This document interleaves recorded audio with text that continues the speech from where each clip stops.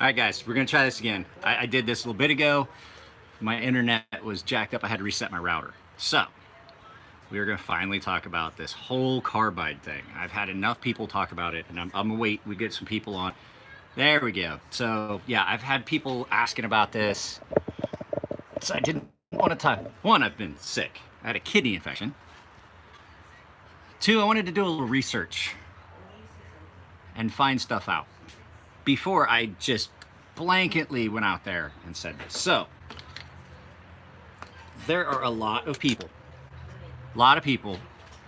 that keep going in like, oh, you can't sharpen these super steels to that super fine edge. It just won't work because they got these hard carbides. And I'm gonna fly the bullshit flag. Yes, they have large carbides.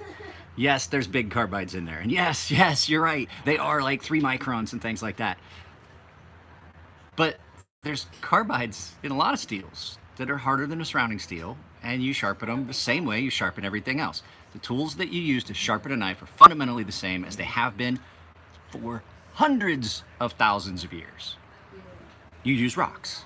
You use rocks to nap fucking flint, to sharpen it that way. You use rocks to sharpen bronze. You used rocks to sharpen steel. You use iron, and you use rocks to sharpen steel. It's the same thing. So carbides are present in all alloys of steel. They are. Be them vanadium, chromium. Well, some of them have some tungsten, but they don't. Tungsten doesn't bind to steel. That's where you run into a problem. But this all gets brought up because the problem is that a lot of this stuff that is getting quoted about high-speed milling and high-speed cutting of steels, where you have this tear out and things like that. So we've seen my edges under a macro, which is basically a jeweler's loop. I can feel them. I can feel whether they're fine or gritty. And the fact is that people are trying to say that the stones that I use should not be able to cut those carbides. Well, I want you all to think about the fact. Okay, you ready? Because this gets me, I get so tired of it. Because Elliot doesn't believe in it. I don't believe in it. A lot of other knife folks that I talk to are like, yeah, you know what, I'm not seeing it. But yet everybody seems to think it's this huge prevalent problem of carbide tear out. So, to put things in perspective, everybody's, oh, you need something that'll cut those carbides. You need something harder. Aluminum oxide won't do it. Great, get it. It probably doesn't cut it as effectively, but it still cuts it. It still abrades it. It's still abrasive enough. Cardboard is less abrasive than steel, yet it's abrasive enough. It's softer than steel, yet it's abrasive enough to ruin your edge. And therefore, anything that is abrasive enough to ruin your edge is abrasive enough to then, given the proper amount of time, sharpen your edge if done properly. So let's put that in perspective. But first of all, a lot of the stones that I use these days are these. These are those bonded stone, and I gotta see, I know people are, I gotta do the live chat, there we go. So a lot of times I'm using these on harder steels. These are diamond stones. These are bonded diamond stones that were given to me. I got 2 sets of these. My initial edging is done, my initial profiling a lot of times is done on a diamond plate. Then I switch to these. This is a 220 grit silica carbide stone. Then these are aluminum oxides, and I use those up to 1,000 grit. So are you with me? We still tracking? When I get past 1,000 grit and I switch to these stones you're seeing in my hand right now, everybody's like, oh, those Chaucer stones, they won't do it. So I did a little research. Do you know what the abrasive compound that's in that's bonded in the epoxy in those Chaucer stones are? It's a ceramic abrasive. Guess what? Guess what's harder than chromium carbides and vanadium carbides and the such? Ceramic. Ceramic is, so these are basically differing grits of a synthetic sapphire, the second hardest substance known to man. So, I've had people tell me, oh, you gotta use CBN on those steels because if you use diamond, it's you get tear out. And so I go through that research, and the whole thing with, they're like, oh, the guy tried to tell me that the diamond goes into solution and it gets into the steel. And I'm like, so I read all the information on it, and the guy's trying to tell, I was like, that's all information about high speed cutting of certain high carbide steels. So I was like, you're not gonna get diamond. That's all the information he kept sending me was talking about high speed cutting and high speed tooling and high speed grinding. And I was like, I'm not generating any heat. But the issue is the diamonds get hot and then they remove themselves from the backing and then they wind up in the steel. And so CBN apparently doesn't have those issues where it dissolves the abrasive from the underlayment. So anyway, there's that. But these are ceramic. When I get past 1,000 grit, I'm cutting carbides with ceramic. And I wanted to, I had a guy who's like, I don't understand why you're able to do it. I'm not saying you can't, but you shouldn't be able to. I'm like, great. For years, scientists try to figure out why bumblebees can fly, even though they don't fucking seem to have known for like 80 years. There was a long time. 80 years is not that long. Science has been around a while. Like 80 years, that's other things were flying. Bumblebees can't fly. Bumblebees shouldn't be able to fly. That's been the one we've heard for years. Science has an understanding of it now. To say that you can't do something because of science, I don't necessarily 100% agree, because there's a very broad spectrum of what can and can't be done with steel. And a lot of that is done because most people are not hand cutting steels. They're high-speed cutting, and you run into problems when heat's generated and things like that. So yes, I 100% agree. There's probably a lot of carbide tear out that occurs at high speeds. But to say that these stones, these stones that I use, because I checked on them. I didn't want to say anything. They're ceramic. My 12,000 grit stone. It says right on it. Where'd it go? It's right here. Ceramic. These whetstones that I use, they're ceramic. I looked up all of the stuff. They're all ceramic. So, there we go with that. And even if I take something to 8 to 10,000 grit, I'm still outside of the micron size where I would be getting tear out, like the 3 micron size. When I finish a knife, it gets finished on these strops. That's a diamond abrasive. It's a 1 micron.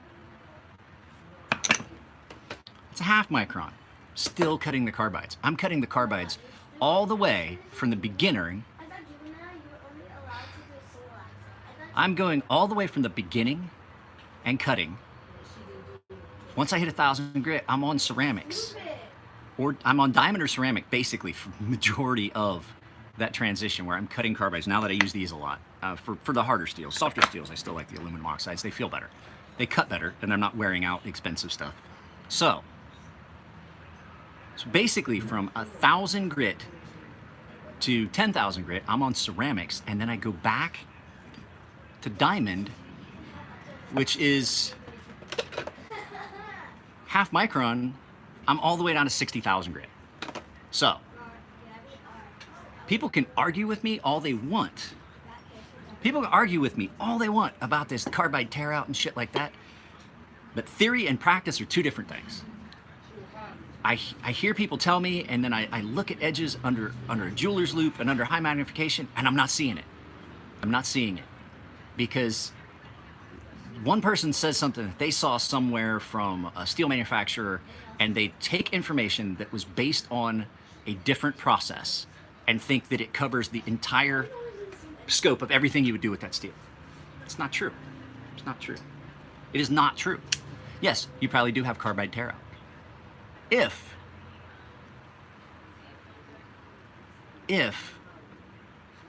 you are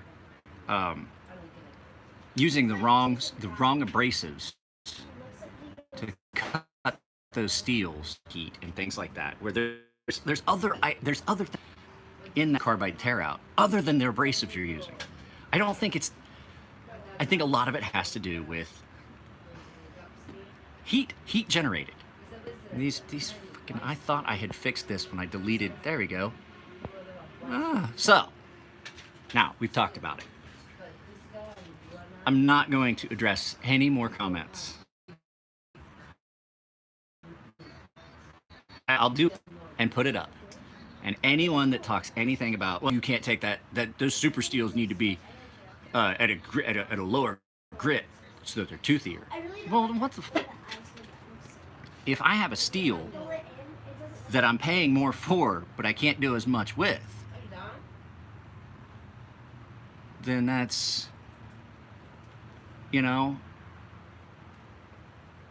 well, yeah, there you go. An architect can build a house all day, but he can just, what is that? An architect can draw a house all day, but doesn't mean he can build a house.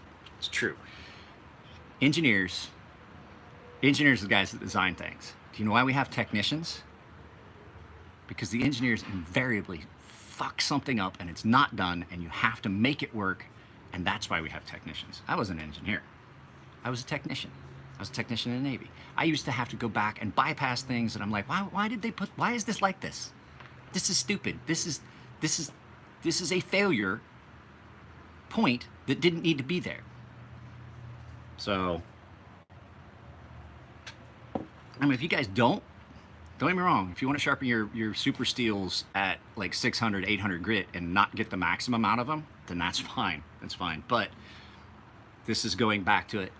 Don't put stuff up in my comments section that makes it look like I don't know what I'm talking about. I've sharpened literally at this point thousands of knives. I've sharpened hundreds of 20 CV knives because I sharpen them for the guys at Fair and Forge.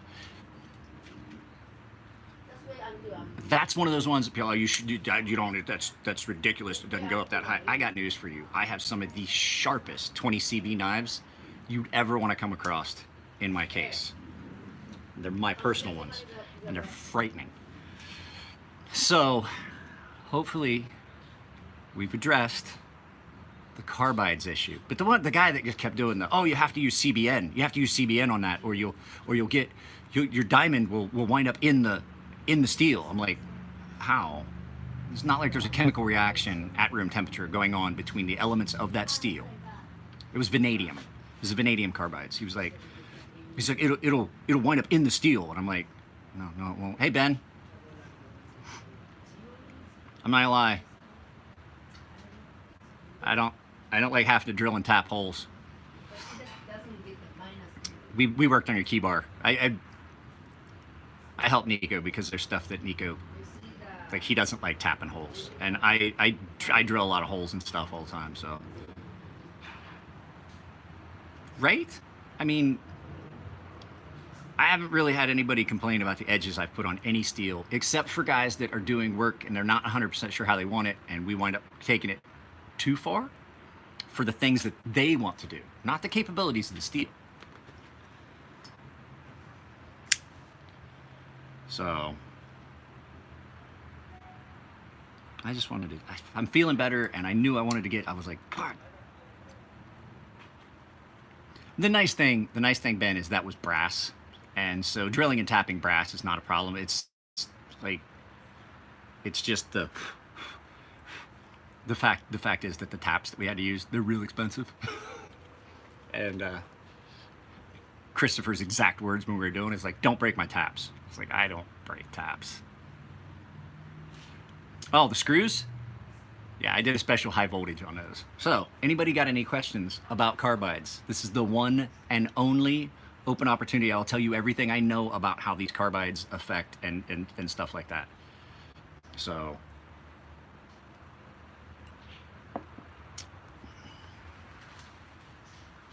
hopefully that dispelled it. Like when you're talking about, when you're using ceramic, whether it's a bonded ceramic abrasive in an epoxy resin like the Chaucera stones and the Naniwa stones, or if it's like this, a fired ceramic. So what is cold welding? All right, ready for this? Cold welding is where two smooth polished items of a similar molecular construction that would normally bond together in, so you have a block of gold and another block of gold. You have similar materials. If you have a clean enough surface and you can get them close enough and you can remove all the air in a vacuum, cold welding is actually a process by which the valence shell electrons from two separate pieces of the same material will actually combine and start sharing, and you have now basically welded them together and put them together. It's a valence shell attraction, just the same way hydrogen and oxygen and things like that are bonded. They're bonded by a valence shell electron bond. I know stuff. Don't let this fool you. I know stuff. Carbides. Yes. So I will tell you that story. I know a guy that's a machinist, and he saw my video about Maximet, which I am gonna probably take down. It's as much as I like to argue with Peter. That's not one of my best representations. I was just really upset at the whole thing. So anyway, I know a guy. He's a machinist in Denver. He's watched my video, and then we started talking, and he told me that their entire shop, the point of Maximet was to have bits that were comparative to tungsten carbide. They were comparative to carbide bits, but were able to be resharpened. So what they did was, now I can't remember, Rex 121 and Maximet are the same fucking thing. Like Maximet is just a different variant. It's like 204P, 20CV, and M390. Same stuff. So anyway, they get these because they're like, cool, we can get the whole set. We can get the tools, and we can get the bits, and then we can get this stuff to sharpen them with. There's some specific diamond wheels or something that they sell to sharpen them. So they get these, and I can't remember if it was Maximet or Rex 121, but like I said, they're the same thing.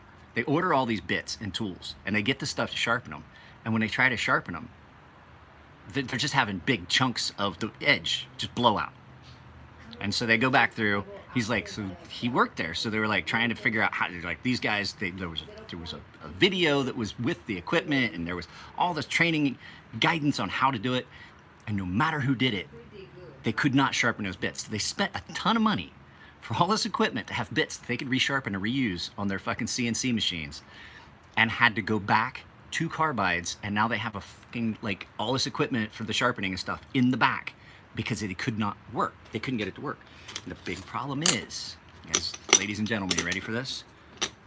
Had a guy contact me as well, who's a scientist, and he looked into it, and he says, well, tungsten carbide won't bond to steel. That's why they use, forget what he said they use. That's why it's used for different things. It's a, not boron. I forget what he said. There's another metal that it does bond well with chemically. It gets its chemical adhesion, and it will not work with steel. And so you get those carbides that just, they will not bond with the steel, and they just come out.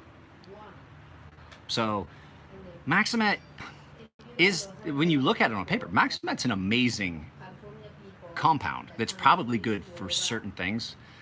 But as far as a knife that you're gonna be able to easily maintain and easily use and things like that, it's not something that makes sense. And as a matter of fact, the guy that Elliot talks to about steels, his steel guy, the guy that he's like, hey, I need some guidance on this. I don't, like, Elliot knows a lot. There's a guy that Elliot talks to, and this dude's brilliant. And he asked him about Rex 21 and Maximet, and the guy was like, why would you even think, why are you even thinking about this? He's like, that is the worst thing. Cobalt, that's what they use. Thank you. Cobalt is what they use to bond tungsten carbides, and it bonds well with cobalt, but not steel. So I think that's what those cobalt tungsten carbide drill bits, they work really great. So I worked at the shop yesterday all day.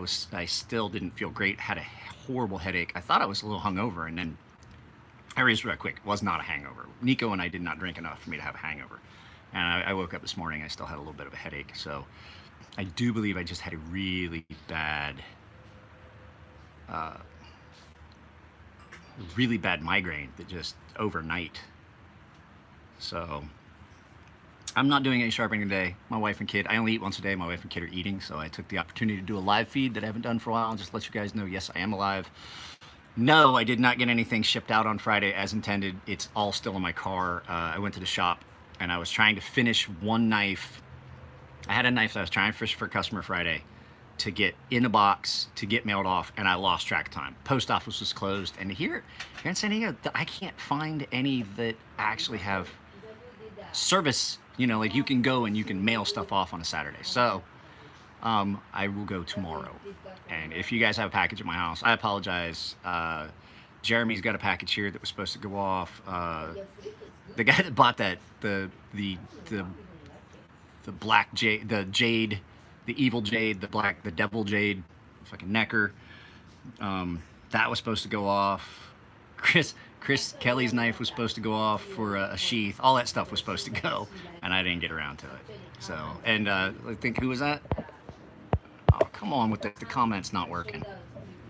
There we go. Dennis, I don't remember if you have a knife here or not. I think somebody does. So, there's some knives here. But, yeah, today I'm not sharpening anything. There's companies that will pick up at your house even overnight. Yeah, I use the post office because I'm not gonna have to try and figure out. Yes, I do. Charles, I still do have that big SOG Paragon. It's Benchmade Bug Out. I don't like it. It feels flimsy. I've sharpened a couple. It just feels like a flimsy. No, not you then. Who is it? I'm trying to think of who's. It's an Instagram screen name that has knives at my house right now. But I still have that. Hang on a second. I'm gonna get it. I think it's right here on the counter.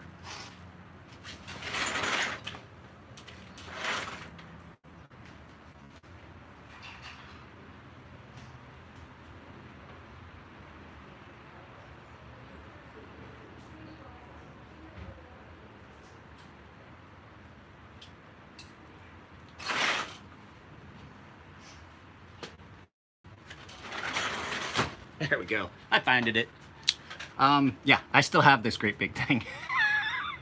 It is not little hands. I wish I had banana for scale. I have very large hands, and that is still.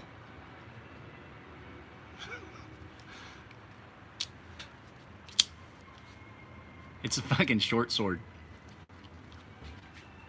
Why? You want it, Mr. Anderson?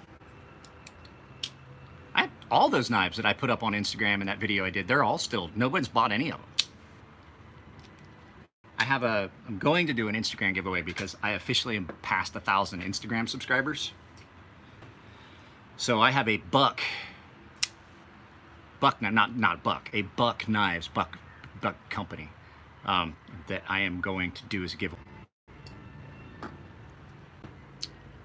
Guys, my internet's acting funky again. I just reset my router. It made it 23 minutes. I think it's because everybody in the house is using everything at once.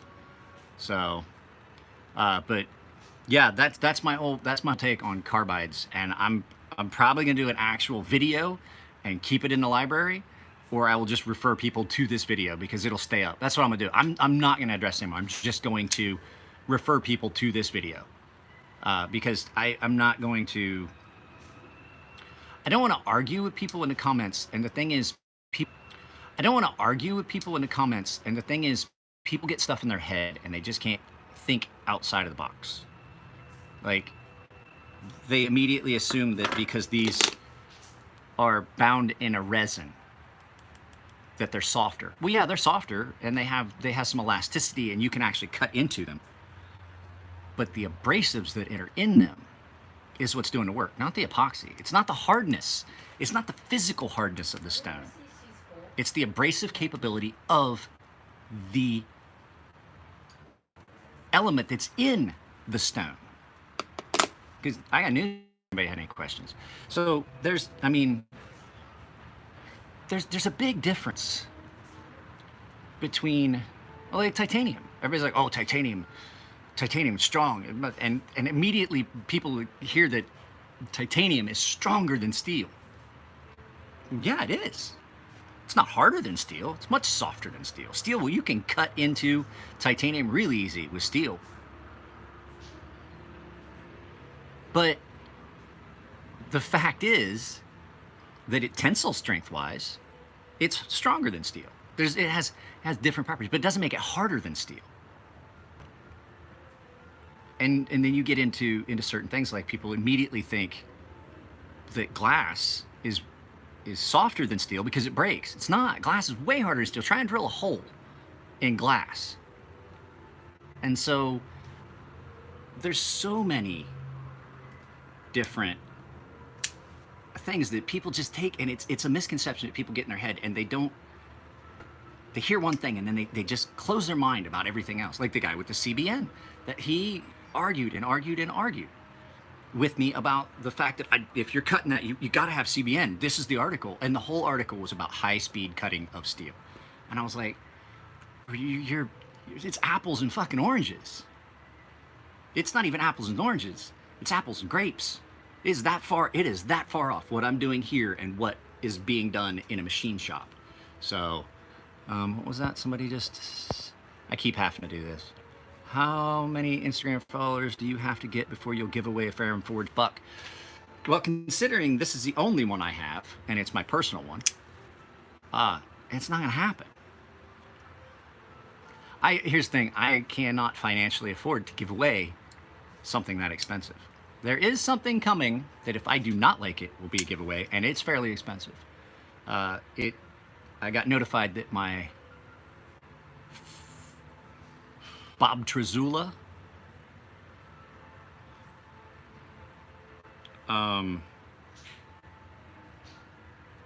the Bob Trezula mass drop knife that I ordered is on its way. And yours is not nicer than mine, because the thing is, yours is going to be stuck that way.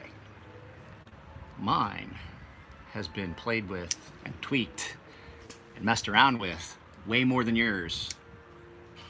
And so mine,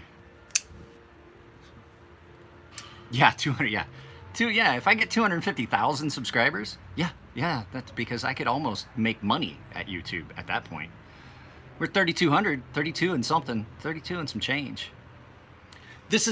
Here is something that I want to put. If I have modified a knife for you guys, all I'm asking you to do is put it out there. Do a quick YouTube video, throw it up there, tag it with as much knife stuff as you can, put it on Instagram, just get it out there. I've got to get some word of mouth. The website, my friend Brian's doing a website.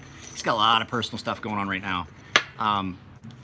It's going to take longer, and that website is something that would run independent of, say, Facebook or Instagram. I wouldn't have to post. It would wind up in search results, things like that. So I think that's going to help. But the fact is that, if I've done stuff for you guys and you're happy with it, post it on the forums, post it on Instagram, post pictures of the before and after, and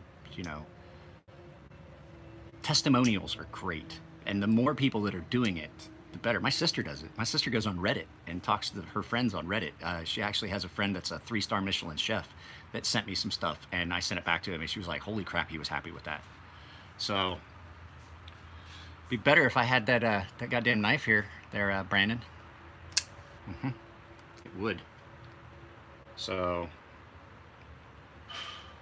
if you've reached out to me and you sent me stuff and you haven't heard back, do me a favor. I lost a bunch of texts, and I lost a bunch of, do I have a hashtag? Do I have a hashtag? No, but what you could do is always just tag my Instagram name. So I think I do. I think it's hashtag the Emler Edge, or hashtag Emler Edge, or something like that. So, but I love this thing. I was talking with I forget who I was talking to. I can't remember if it was Chris or Elliot. And we were talking about why I like this. And I already knew why I like this more than I like the Dow. So the dowel is basically, it's a lot like this, but it has more weight to the rear than the front, and I like that.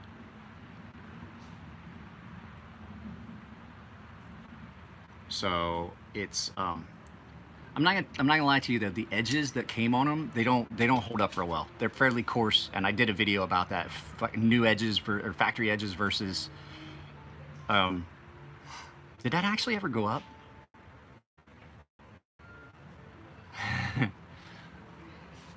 Just arguing with people, because I did some research, and everybody, you can watch it later there, Sean, but everybody keeps telling me there's no way I should be able to cut the carbides in certain steels with these stones. So I did a lot of research. It's a ceramic abrasive. Ceramic abrasive inside. So yeah, the stone is soft enough you can cut into it, but the abrasives are resilient enough to cut. So, and then once I get past 1,000 grit, I'm on ceramics. And now I'm using these all the way up to, what, 2,000? And then my 3,000 is a bonded ceramic, my 5,000 is just a straight ceramic, my 10,000 is a bonded ceramic, it's 1 micron diamond, half micron diamond. Not having any issues with carbides. So, yeah, guys, that's about it. I'm gonna go in and spend my day off with my family now that I'm done eating. Charles, if you're still interested in that knife, let me know. I also have that custom fixed blade, the really nice one with the stag handles, that's available too. So this is, though.